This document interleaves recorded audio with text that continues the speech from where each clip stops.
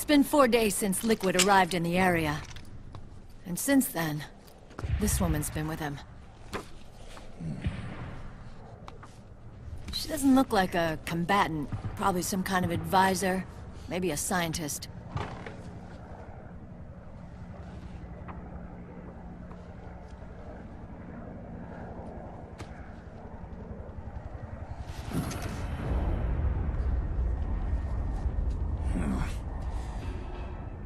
So, you're the commander of this O1 unit?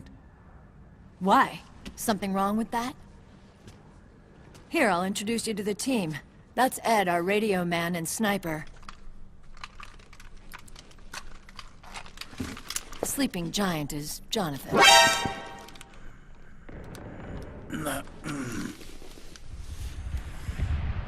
Don't stand behind him. He hates it when people go around his back. And finally... Johnny. Everybody just calls him Akiba. Commander, I've finished installing the sensors.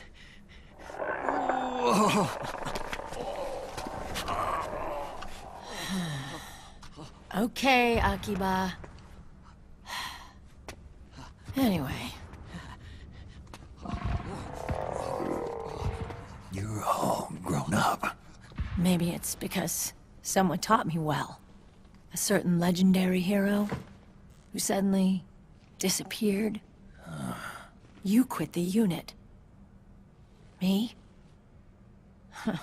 I never gave up on you. Or on Foxhound. Back then, I just wanted you to accept me.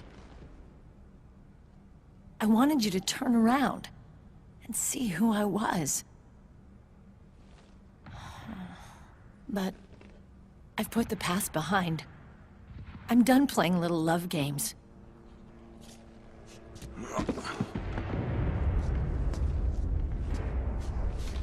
So, what are you here for? Threat assessment. The PMCs. Really? Because I heard a rumor there's an assassin out there targeting their leader. Well, that's some rumor. I'm only here because the UN wants me to assess the impact and effects of PMCs on their refugee protection efforts. That's all? More than enough for a retired vet like me. I know he's plotting an insurrection. But as long as AT Security's system is in place, there's no way he'll succeed. How can you be so sure? They've implemented a system that monitors in real time every single soldier engaged in combat action, whether he's State Army or PMC. Each individual soldier has been fully ID tagged with nanomachines injected into their bodies for that purpose. The nanomachines keep track of the soldiers and their real-time personal data 24 hours a day. They monitor each man's position, movement speed, reserve ammo, firing accuracy, wounds, rations, water intake and supply, sweat secreted, heart rate, blood pressure and sugar levels, oxygen. All the data gathered on body condition, on sensory organ data showing pain and fear, data on every internal response within the body. All of it is collected by an AI at the system's core.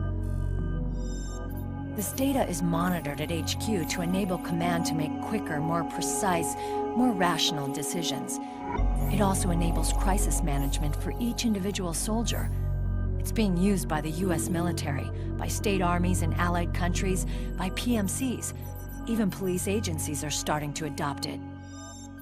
Unless they agree to implement the system, PMCs aren't permitted to send troops anywhere. You've got these system nanomachines in you too.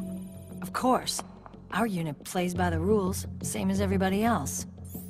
It was creepy at first, knowing you're being watched 24/7, but I've gotten used to it. It gives us a lot of advantages in the field, too. We get a clearer picture of what's going on around us, so there's less confusion during missions. And our nanomachines communicate with each other, making teamwork a lot smoother. And that's not all the system does for us. It's also a security guarantee against the PMCs. Security guarantee. That's right. The PMCs are combat groups without states or ideologies. They're not fighting out of nationalism or for a cause. They don't care why the war is being fought. They're just bodies fighting on someone else's behalf. They're mercenaries, a commodity. So it's easy to imagine them betraying their clients by joining the enemy or refusing to fight, or committing humanitarian atrocities. To keep these things in check, they ensured that no one can use firearms or military vehicles without the proper system ID. It's true for every piece of equipment out there. So even if the PMCs tried to mount a terrorist attack or coup d'etat, their weapons and equipment would automatically be locked out. They wouldn't be able to move, attack, or engage in combat of any kind. And there's more. All the data on their position, personnel, and combat strength is leaked to us by the nanomachines. Even if they managed to circumvent the system by getting the nanomachines out of each soldier's body, they'd be losing their IDs in the process, so they couldn't use their weapons. And the Patriots are behind this. Lalilulelo, what are you talking about? Never mind. So this system is foolproof, huh? Completely. They call it SOP. Sons of the Patriots. The AI that controls it is a tightly guarded secret, both at Arms Tech Security, where it was developed, and at the Pentagon. There's no way a third party could get control of it. I just met a guy who said he can launder ID guns. The system does have holes. There can't be more than a few hundred of those gun launderers. It's just a grassroots movement. It's not like they can affect the entire PMC war machine. Anyway, Liquid would have had to register as a PMC in the system to assemble an army that massive. His PMCs might even exceed the US military in terms of numbers, but as long as they're registered, their soldiers' activities are constantly being monitored. So long as the US responds immediately when Liquid makes his move, we can take them down by force. By force, huh? When RSOC heard about Liquid's plans, they sent us to sniff around the PMCs. Even with this SOP keeping an eye on things, there are always trouble spots to deal with in the field. Disorderly conduct, disobeying orders, contract violations. We act as backup for the system by monitoring the soldiers. PMC inspections are always carried out on the battlefield. That's why we're authorized to carry and use weapons. We've lost 5 inspection teams in the past few months alone. They were all undercover, inside Liquid's PMCs. Then, if you got caught... We'd be exterminated like rats. But we're smarter than that. We've been mingling with the PMCs, and after 3 months of searching God knows how many battlefields, we finally tracked him down.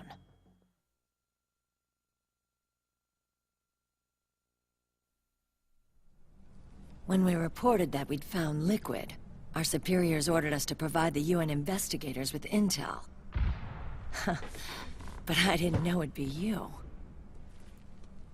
Didn't the Colonel tell you he was sending me? Colonel? Don't tell me it's Campbell! Yeah. He put you up to this? You didn't know. You gotta be kidding! You expect me to work with my uncle? Meryl!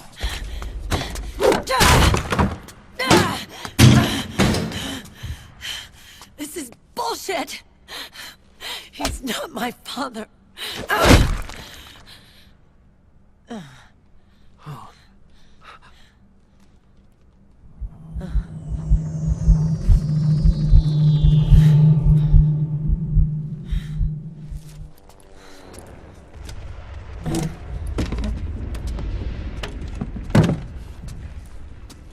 Meryl. So, you knew.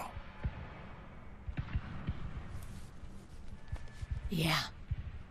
Little violation of the need-to-know rule.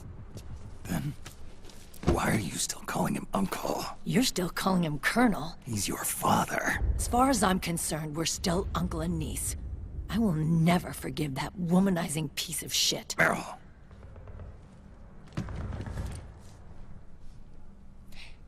He, remarried. Really? His new wife's about my age. I hear she's even got a kid. It's as if he's given up on making up with his own daughter. Men. Selfish, egotistical pigs.